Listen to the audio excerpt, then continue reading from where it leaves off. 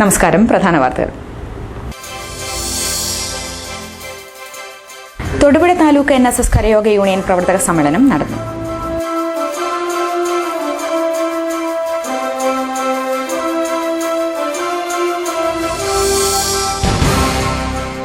ശബരിമല നിയുക്ത മേൽശാന്തി PN നാരായണൻ നമ്പൂതിരിക്ക് വള്ളിയാനിക്കാട്ട് ദേവീക്ഷേത്രത്തിൽ സ്വീകരണം നൽകി.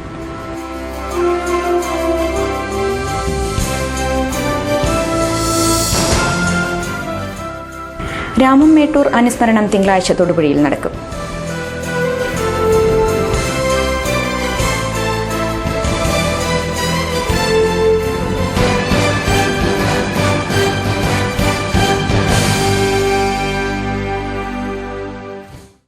വാർത്തകൾ വിശദമായി. തൊടുപുഴ താലൂക്ക് NSS കരയോഗ യൂണിയൻ പ്രവർത്തക സമ്മേളനം നടന്നു. താലൂക്ക് യൂണിയൻ പ്രസിഡന്റ് KK കൃഷ്ണപിള്ളയുടെ അധ്യക്ഷതയിൽ തൊടുപുഴ NSS ഹാളിലായിരുന്നു പരിപാടി. NSS കരയോഗം രജിസ്ട്രാർ KN വിശ്വനാഥൻ പിള്ള പ്രവർത്തക സമ്മേളനം ഉദ്ഘാടനം ചെയ്തു.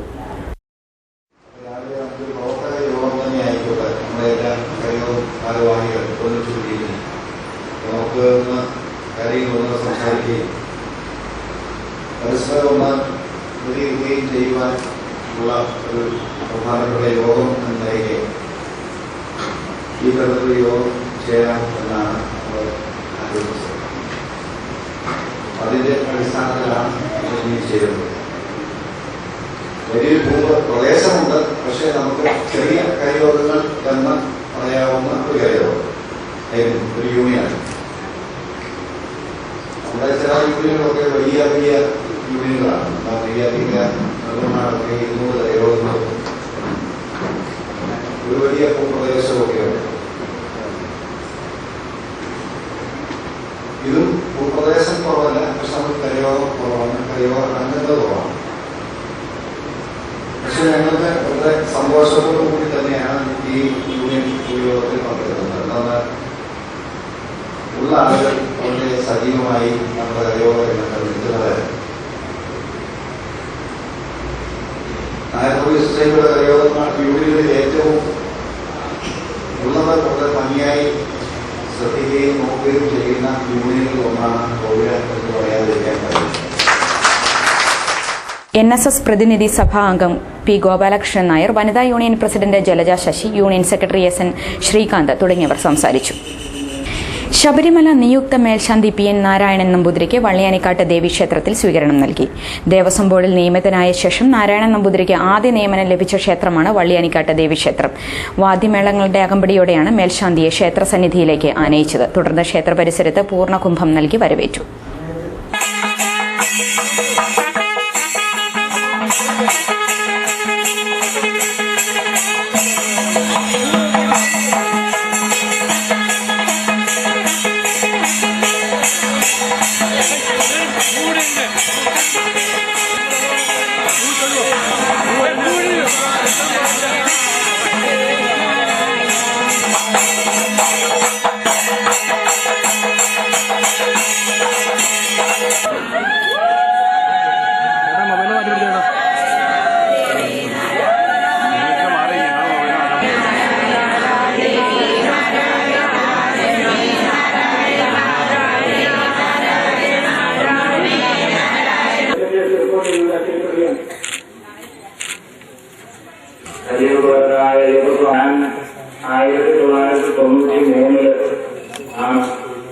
ആദ്യമായിട്ട് ദേവസ്വം ബോർഡിന് നിയമനം കിട്ടി. ഈ ക്ഷേത്രത്തിലാണ് ആദ്യമായിട്ട് ഞാൻ ദേവസ്വം ബോർഡിന് നിയമനം കിട്ടി ചാർജ് എടുക്കുന്നത്. അപ്പൊ നിങ്ങൾക്ക് ഓരോരുത്തർക്കും നിങ്ങളുടെ സന്തോഷം എനിക്ക് മനസ്സിലാവുന്നുണ്ട്. നമ്മുടെ പേരെയും ഞങ്ങളുടെ പേരെയാണ് ചെറുപ്പം മേൽശാന്തി ആയത് എന്നുള്ള നിങ്ങളുടെ ആ സന്തോഷത്തിൽ അതെനിക്ക് ശരിക്കും അനുഭവിച്ച് അറിയാൻ കഴിയുന്നുണ്ടല്ലോ. എന്നോട് ഇവിടുന്ന് ജീവനത്തിൽ വരണമെന്ന് പറയുമ്പോൾ എനിക്ക് വളരെ സന്തോഷം തോന്നി. ഞാൻ ആദ്യമായിട്ട് എനിക്ക് ജോലി കിട്ടി അമ്പലത്തിലെ സ്വീകരണം, അതിൽ എനിക്ക് വളരെയധികം സന്തോഷമുണ്ട്. ഈ സ്കൂൾ വിദ്യാഭ്യാസം അതിന് മുമ്പ് സ്കൂൾ വിദ്യാഭ്യാസത്തിന് ശേഷം പറവൂര് വേറെന്ന് തെരഞ്ഞെടുപ്പിന്റെ അടുത്താണ്. ഗുരുകുല സമ്പ്രദായത്തിന് 6 വർഷം അവർ താമസിച്ചാണ് ഈ പൂജാകാര്യങ്ങളും സാങ്കേതിക വിദ്യകളും എല്ലാം ഞാൻ അഭ്യർത്ഥിച്ചത്. ദേശാഭിമാനി അക്ഷരമുറ്റം ക്വിസ് മത്സരം Thodupuzha government girls higher secondary സ്കൂളിൽ നടന്നു. മാധ്യമ നിരൂപകൻ ഡോക്ടർ സെബാസ്റ്റ്യൻ പോൾ ഉദ്ഘാടനം ചെയ്തു. KP മേരി അധ്യക്ഷയായിരുന്നു. A. Radhakrishnan, professor Joseph Augustine, VV Mathai, VP Purushothaman എന്നിവർ സംസാരിച്ചു. Kottayam unit manager CJ Joseph സ്വാഗതവും PA സാബു നന്ദിയും പറഞ്ഞു. ഞങ്ങളൊക്കെ ചെറുപ്പകാലത്ത് തന്നെയായിരുന്നില്ല.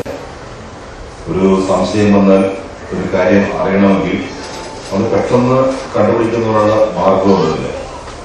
നല്ല ലൈബ്രറികളില്ല, വായനശാലകളില്ല, നല്ല അറിവുള്ള അധ്യാപകരുമില്ല, ആരോടും ചോദിക്കാനില്ല. അങ്ങനെയൊക്കെയാണ് ഞങ്ങൾ പഠിച്ചു വളർന്നിട്ടുള്ളത്. ഈ ഏരിയയിലിരിക്കുന്നവരെയൊക്കെ പഠനം അങ്ങനെ തന്നെയായിരുന്നു. പക്ഷേ നിങ്ങളെ സംബന്ധിച്ച് നിങ്ങൾക്ക് കമ്പ്യൂട്ടർ, ഇന്റർനെറ്റ് ഒക്കെ ഉള്ളപ്പോൾ കമ്പ്യൂട്ടറിന് വേണ്ടി നമ്മുടെ മൊബൈൽ ഫോൺ ഉണ്ടെങ്കിൽ പോലും ഏത് വിവരവും ഞൊടിയിടകൊണ്ട് തേടിപ്പിക്കാൻ ഒരു പ്രയാസവുമില്ല. അത് ആവശ്യമുള്ളതും ആവശ്യമില്ലാത്തതുമായ ധാരാളം വിവരങ്ങൾ നമുക്ക് കിട്ടുന്നുണ്ട്. പക്ഷേ ഈ വിവരങ്ങൾ പ്രയോജനകരമായി അടുക്കും ചിട്ടയുമായി ഒക്കെ ശേഖരിച്ച് അതിനെ നിങ്ങളുടേതായ വൈദഗ്ധ്യം ഉപയോഗിച്ച് അറിവ് ആക്കി മാറ്റുക എന്നത് വലിയൊരു പ്രവർത്തനമാണ്. നിങ്ങൾ അടുത്ത പടി അതിലേക്ക് കടക്കും എന്നെനിക്ക് ഉറപ്പുണ്ട്. ക്വിസ് മത്സരത്തിൽ പങ്കെടുക്കുമ്പോൾ ഒരു ചോദ്യം വരുന്നു, ചോദ്യത്തിനുള്ള ഉത്തരം നമ്മൾ പറയണം. ഇവയെല്ലാം ഈ പരീക്ഷകൾക്ക്, മത്സരത്തെ പരീക്ഷകളെല്ലാം ഒബ്ജക്റ്റീവ് ടൈപ്പ്, മൾട്ടിപ്പിൾ ചോയ്സ് ചോദ്യങ്ങളാണ്. ഒരു ചോദ്യം ഉണ്ടാവും, അല്ലെങ്കിൽ ഒരു പ്രസ്താവന ഉണ്ടാവും, അതിന് 4 ഉത്തരങ്ങൾ നൽകുന്നു.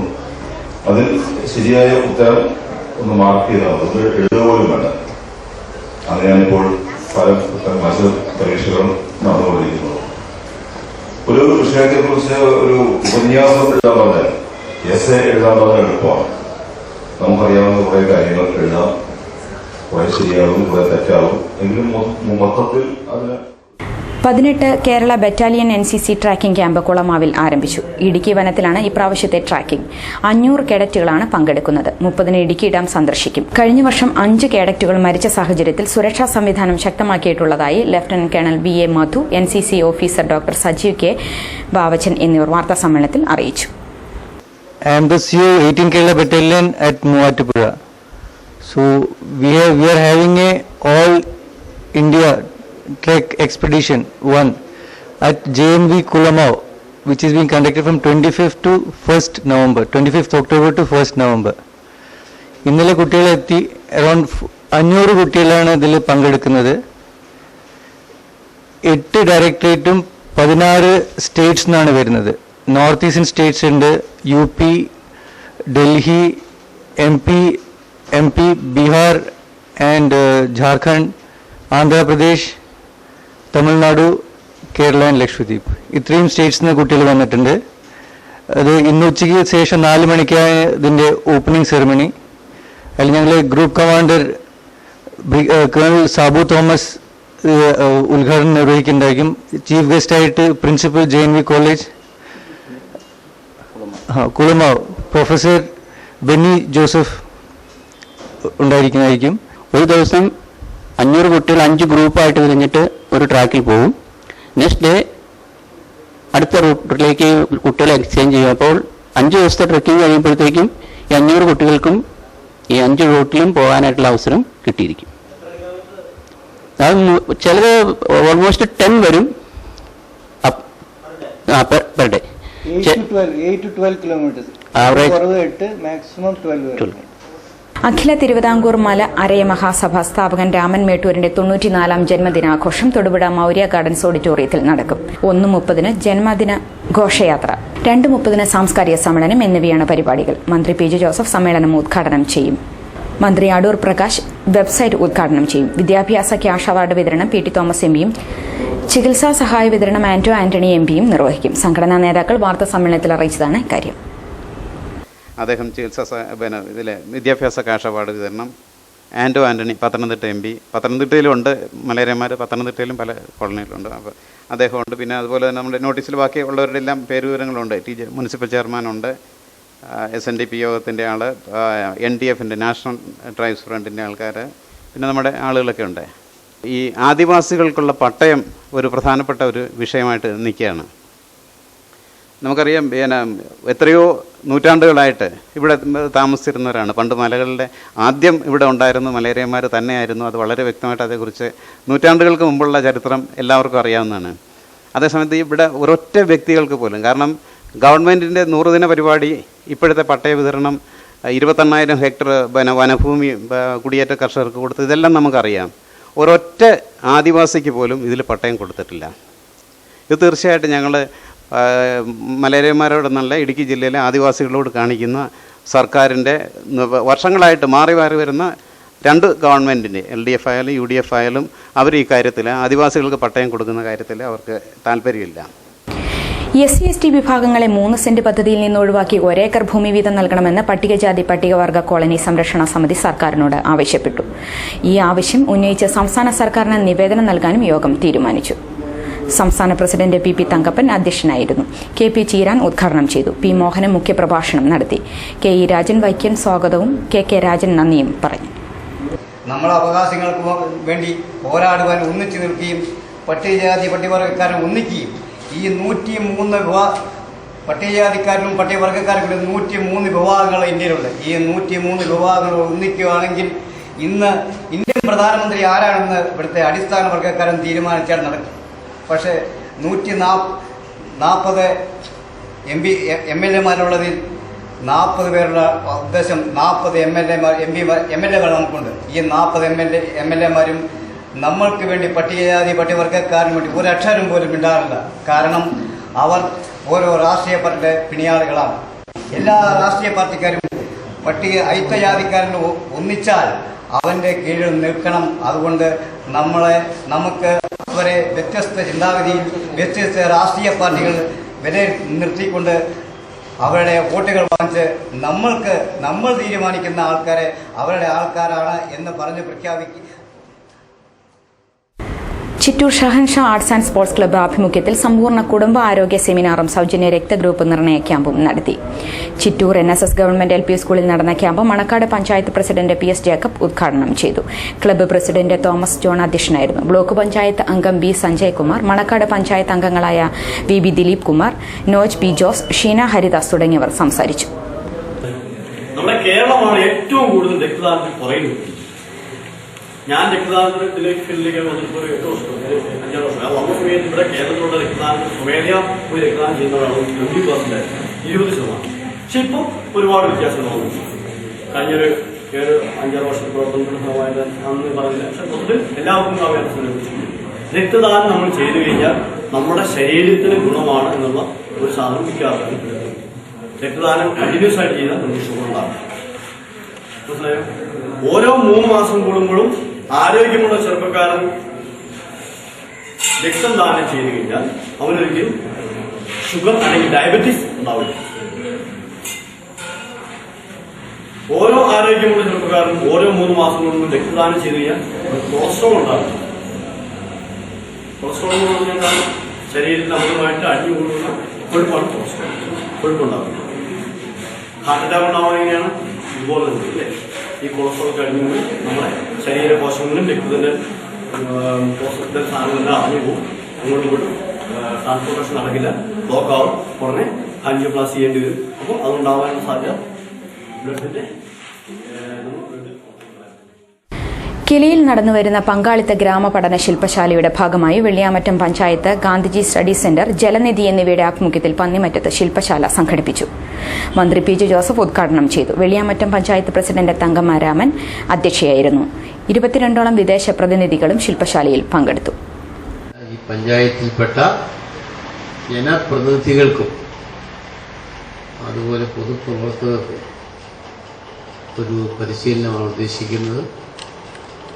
ഈ രംഗത്ത് പ്രവർത്തിച്ച് പരിചയമുള്ള കിലയിലൊക്കെ പോയി ധാരാളം പരിശീലനം നൽകിയിട്ടുള്ള ഒട്ടേറെ രാജ്യത്തിനകത്തും പുറത്തുമുള്ളവർ ഇവിടെ എത്തിയിരിക്കുന്നു. ഇത് ശരിക്കും പ്രയോജനപ്പെടുത്തുക. ഞാൻ ദീർഘമായ പ്രസംഗത്തിന് മുതിരുന്നില്ല. നിങ്ങളെ കാണുന്നതിനും എൻ്റെ ഐക്യദാർഢ്യം പ്രഖ്യാപിക്കുന്നതിനാണ് വന്നിരിക്കുന്നത്. നിങ്ങൾക്ക് എല്ലാവിധമായ ഭാവുകങ്ങളും നേരുന്നു. ഈ ചർച്ച വിജയകരമായി തീരട്ടെ എന്ന് ആശംസിച്ചുകൊണ്ട് ഈ യോഗം ഉദ്ഘാടനം ചെയ്തതായി പ്രഖ്യാപിച്ചു. വെള്ളിയാമറ്റം സഹകരണ ബാങ്ക് പുതിയ ഭരണസമിതി ചുമതലയേറ്റു. AM Devasya Adappoor president, Jose Mathew Vadakkekkara vice president എന്നിവരുടെ നേതൃത്വത്തിലുള്ള സമിതിയാണ് ചുമതലയേറ്റത്. UDF-നാണ് ബാങ്ക് ഭരണം ലഭിച്ചിരിക്കുന്നത്. സാർ പലപ്പോഴും അതിനുള്ള വളരെ വളരെ വളരെ പ്രയാസകരമായ കാര്യങ്ങൾ ഒരു എന്തുമാത്രം ശുഷ്കാന്തി കാണിച്ചു എന്നത് വാക്കുകളുണ്ട് ഒരു അത് അടുത്തറിഞ്ഞിരുന്ന ആളുകൾക്ക് മാത്രമേ ബോധ്യപ്പെടും. ഈ ബാങ്കിന്റെ വളർച്ചയിൽ ഇതിന്റെ പ്രവർത്തനങ്ങളിൽ സാറ് കാണിച്ച ഒരു ശുഷ്കാന്തിയും ഉത്തരവാദിത്വവും അനുകരണീയമാണ് എന്ന് പറയാൻ ഞാൻ ആഗ്രഹിക്കുന്നു. അത്രമാത്രം ശ്രമിച്ചിട്ട് പോലും ഞങ്ങളുടെ ആഗ്രഹങ്ങൾ നടപ്പാക്കാൻ ഞങ്ങൾക്ക് ഈ 5 വർഷങ്ങളിൽ കഴിയും. പക്ഷെ നമുക്ക് ഒരുപാട് മുമ്പോട്ട് പോകാൻ കഴിയും. ഇനിയും നമ്മൾ ബഹുദൂരം മുമ്പോട്ട് പോകേണ്ടതുണ്ട്. എന്ത് ചെയ്യുമ്പോഴും ഒരു ഗ്രാമീണ മേഖലയിൽ പ്രവർത്തിക്കുന്ന ഒരു പ്രാഥമിക സഹകരണ സംഘം ഇതിന്റെ വലിപ്പവും ചെറുപ്പത്തെ കുറിച്ച് നല്ല ബോധ്യമുള്ള ഞാൻ പറയുന്നു. ജനങ്ങളുടെ പിന്തുണയാണ് ഇതിന്റെ ഏറ്റവും വലിയ കരുത്ത്. എന്ത് നടപടി നാട്ടിലുണ്ടാവുന്ന ഒരു പ്രവണത എന്തിനേയും അനാവശ്യമായി വിമർശിക്കുകയും ആക്ഷേപിക്കുകയും ചെയ്യുക എന്നതാണ്. കാര്യകാരണം അന്വേഷിക്കാൻ ആരും മെനക്കെടാറില്ല. ആ പ്രവണത ഈ ബാങ്കിനോട് ദയവ് ചെയ്ത് ചെയ്യരുത്. ഒരു കുഞ്ഞിനെ കൊല്ലുന്നതിന് തുല്യമാവുമത് എന്ന് വളരെ സ്നേഹത്തോടെ ഞാൻ പ്രതികൂടുകയാണ്. പ്രധാന വാർത്തകൾ ഒരിക്കൽ കൂടി. തൊടുപുഴ താലൂക്ക് NSS കരയോഗ യൂണിയൻ പ്രവർത്തക സമ്മേളനം നടന്നു.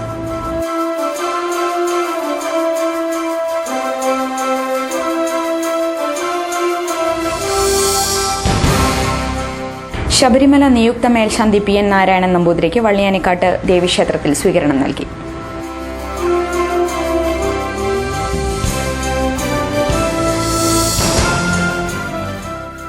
രാമം മേട്ടൂർ അനുസ്മരണം തിങ്കളാഴ്ച തൊടുപുഴയിൽ നടക്കും.